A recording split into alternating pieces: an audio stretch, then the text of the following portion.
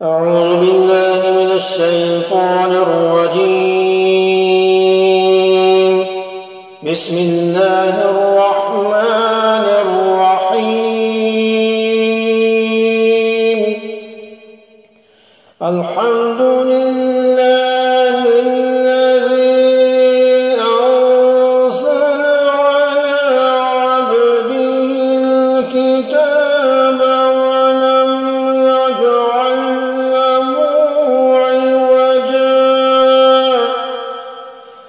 ولم يجعل له عوجا قيما لينذر بأسا شديدا من لدنه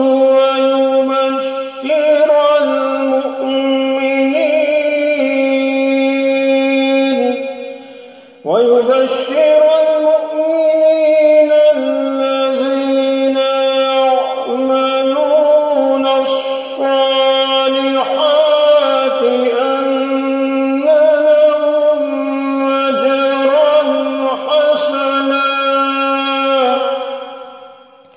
تمام تعریفیں اللہ کی ہیں جس نے اپنے بندے پر کتاب نازل کی اور اس میں کسی قسم کی کوئی خامی نہیں رکھی، ایک سیدھی سیدھی کتاب جو اس نے اس لیے نازل کی ہے کہ لوگوں کو اپنی طرف سے ایک سخت عذاب سے آگاہ کرے، اور جو مومن نیک عمل کرتے ہیں ان کو خوشخبری دے کہ ان کو بہترین اجر ملنے والا ہے۔ ماکثین فیہ ابدا وینذر الذین قالوا اتخذ اللہ ولدا، جس میں وہ ہمیشہ ہمیشہ رہیں گے، اور تاکہ ان لوگوں کو متنبہ کرے جو یہ کہتی ہیں کہ اللہ نے کوئی بیٹا بنا رکھا ہے۔ ما لهم به من علم ولا لآبائهم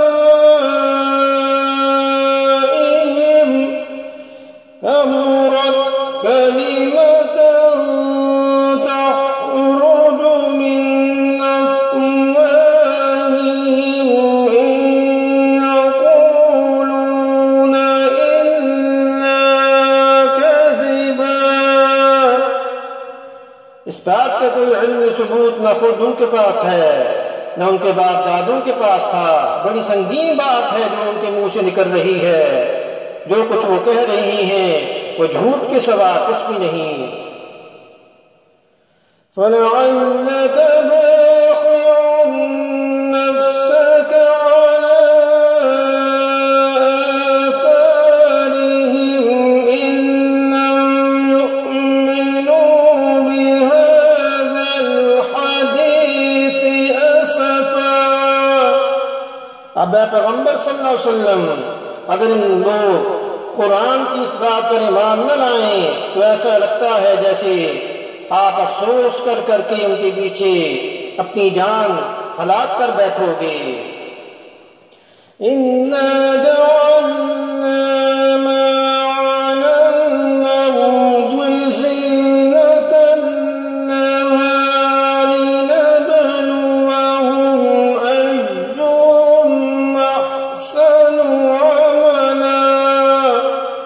یقین جانو کہ روئے زمین پر جتنی چیزیں ہیں ہم نے انہیں زمین کی سجاوٹ کا ذریعہ اس لیے بنایا ہے تاکہ لوگوں کو آزمائیں کہ ان میں کون زیادہ اچھا عمل کرنے والا ہے۔ وَإِنَّا لَجَاعِلُونَ مَا عَلَيْهَا صَعِيدًا جُرُزًا، اور یہ بھی یقین رکھو کہ روئے زمین پر جو کچھ ہے ایک دن ہم اسے ایک سپاٹ میدان بنا دیں گے۔ ام حسبت ان اصحاب الكهف والرقيم كانوا من آياتنا عجبا، کیا تمہارا یہ خیال ہے کہ غار اور رقیم والے لوگ ہماری نشانیوں میں سے کچھ زیادہ عجیب چیز تھے۔ تو ان حضرات کے واقعے کا خلاصہ قرآن کریم کے بیان کے مطابق یہ ہے کہ یہ کچھ نوجوان تھے جو ایک مشرک بادشاہ کے اہل حکومت میں توحید کے قائل تھے۔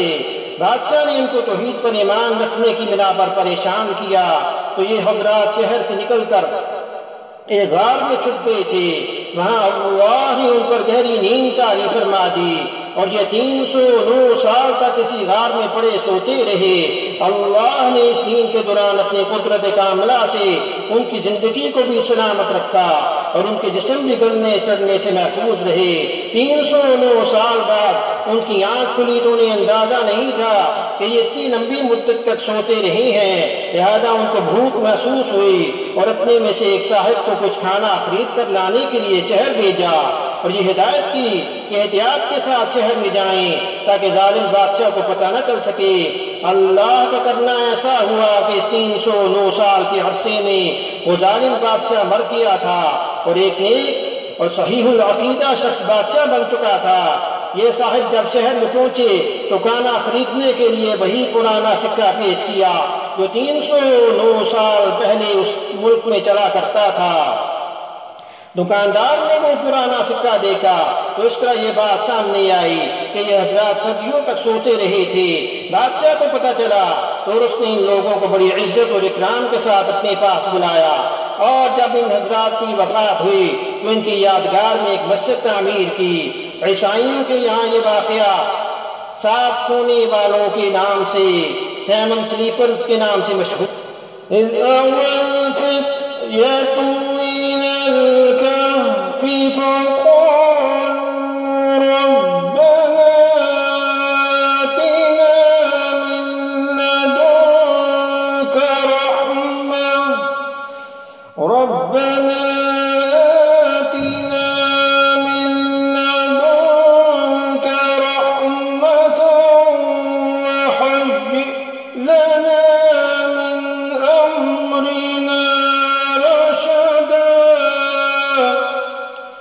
یہ اس وقت کا ذکر ہے جب ان نوجوانوں نے غار میں پناہ لی تھی اور اللہ تعالیٰ سے دعا کرتے ہوئے کہا تھا کہ اے ہمارے پروردگار، ہم پر خاص اپنے پاس سے رحمت نازل فرما اور ہماری اس صورتحال میں ہمارے لیے بھلائی کا راستہ مہیا فرما دیجیے۔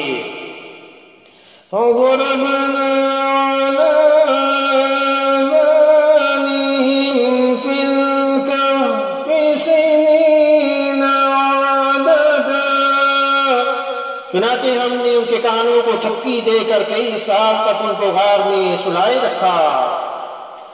ثم بعثناهم لنعلم أي الحزبين أحصى لما لبثوا أمدا۔ پھر ہم نے ان کو جگایا تاکہ یہ دیکھیں کہ ان کے 2 گروہوں میں سے کون سا گروہ اپنے سوئے رہنے کی مدت کا زیادہ صحیح شمار کرتا ہے۔ آمنت بالله